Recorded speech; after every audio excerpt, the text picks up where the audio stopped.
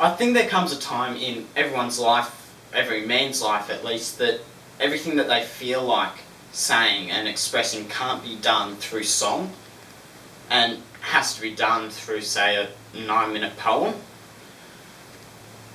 This 9-minute poem has no correlation to any characters living or dead in real life.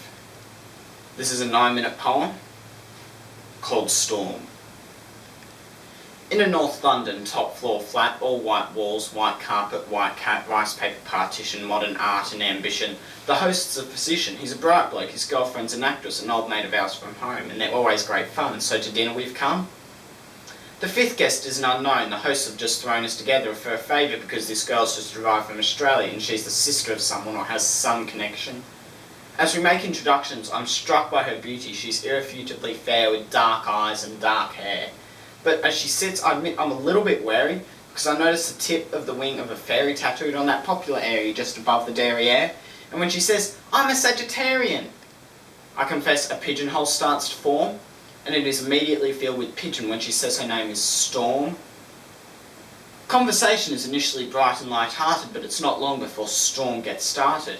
You can't know anything. Knowledge is merely opinion, she opines over her Cabernet Sauvignon vis-a-vis some unhippily empirical comment made by me. Not a good start, I think. We're only on pre-dinner drinks, and already across the room my wife widens her eyes, silently begs, "Be nice." A matrimonial warning not worth ignoring, so I resist the urge to ask Storm whether knowledge is so loose weave of a morning when deciding to leave her apartment by the front door, or the window on her second floor. The food is delicious, and Storm, whilst avoiding all meat, happily sits and eats as the good doctor, slightly pissedly, holds court on some anachronistic aspect of medical history, when Storm suddenly asserts, "But the human body is a mystery. Science just falls in a hole when it tries to explain the nature of the soul." My hostess throws me a glance. She, like my wife, knows there's a chance I'll be off on one of my rare but fun rants, but I shan't. My lips are sealed. I just want to enjoy the meal. And though Storm is starting to get my goat, I have no intention of rocking the boat. Although it's becoming a bit of a wrestle, because like her meteorological namesake, Storm has no such concerns for our vessel. Pharmaceutical companies are the enemy. They promote drug dependency at the cost of the natural remedies that are all our body needs. Why take drugs when herbs can solve it? Why use chemicals when homeopathic solvents can resolve it? I think it's time we all return to live with natural medical alternatives. And try as I like, a small crack appears in my diplomacy dike. By definition, I begin, alternative medicine, I continue, has either not been proved to work or been proved not to work. Do you know what they call alternative medicine that's been proved to work? Medicine.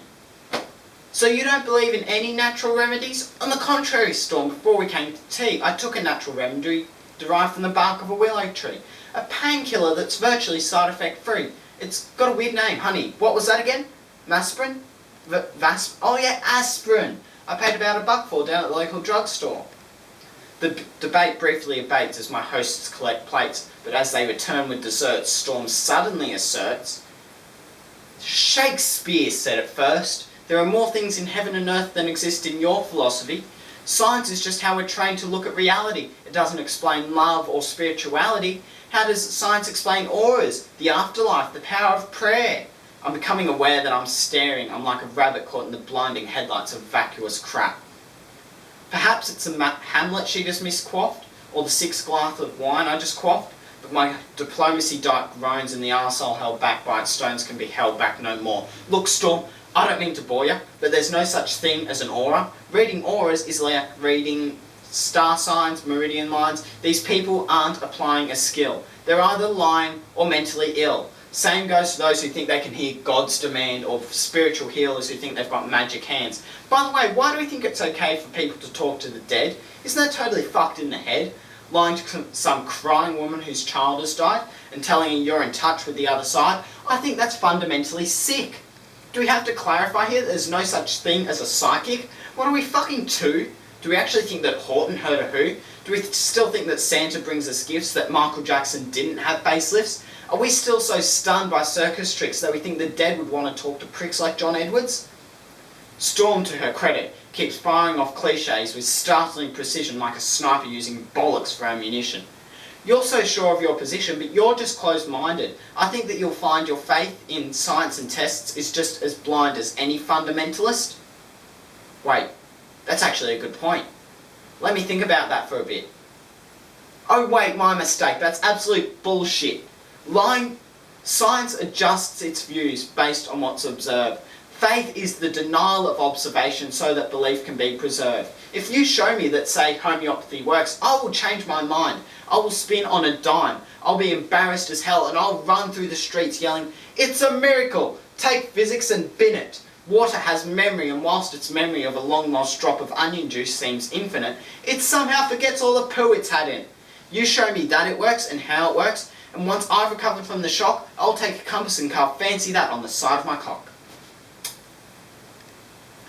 Everyone's just staring now, but I'm pretty pissed and I've dug this far down, so I figure, in for a penny, in for a pound. Life is full of mysteries, yeah, but there are answers out there, and they won't be found by people sitting around looking serious and saying, isn't life mysterious? Let's sit here and hope. Let's call up the fucking Pope. Let's go watch Oprah interview Deep-Hatched Oprah.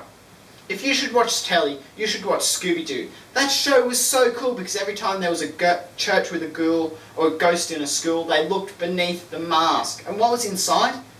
Fucking janitor or the dude around the water slide. Because throughout history, every mystery ever solved has turned out to be not magic.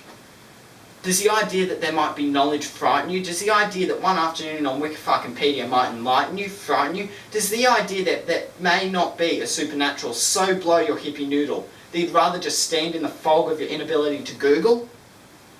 Isn't this enough?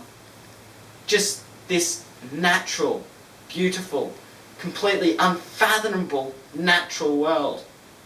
How does it so fail to hold our attention that we have to diminish it with the invention of cheap man-made myths and monsters? If you're so into your Shakespeare, lend me your ear to gild refined gold, to paint the lily, to throw perfume on the violet. It's just fucking silly. Or something like that. And what about Satchmo? I see trees of green, red roses too, and fine if you want to glorify Hishnu and Krishna in a post-colonial bottled up condescending and labelled kind of way with them, whatever, that's okay. But here's what gives me a hard on. I am a tiny, ignorant, insignificant bit of carbon.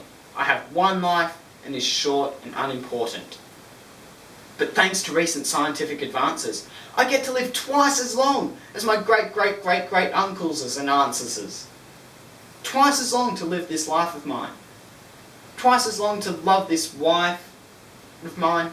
Twice as long of sharing curries and getting shitty at good-looking hippies with fairies on their spines and butterflies on their titties.